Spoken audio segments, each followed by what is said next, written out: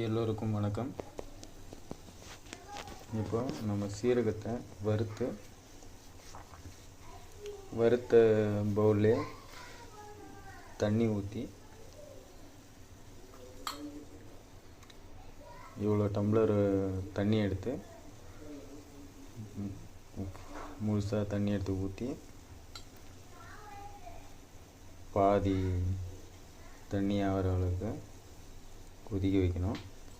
கொதிக்க வச்சதை எடுத்து அப்படியே ஆற வச்சு குடிக்க வேண்டியது தான். வேணால் கொஞ்சம் சர்க்கரை போட்டுக்கலாம்,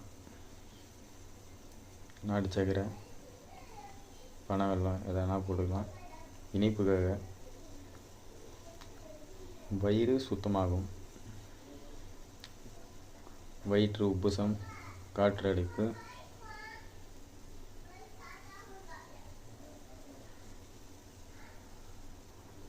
கேஸு லாக் ஆகுறது, வயிற்றில் சைடில் லாக் ஆகிடும், அதெல்லாம் சரியாகும்.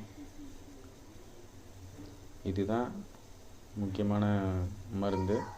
சீரகத்தை வறுத்து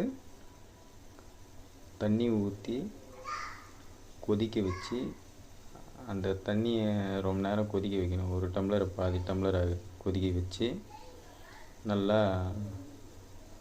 கொதிக்க வைக்கணும். அப்புறமா குடித்தா தான் சீரகத்தோட பலன் வேலை செய்யும்.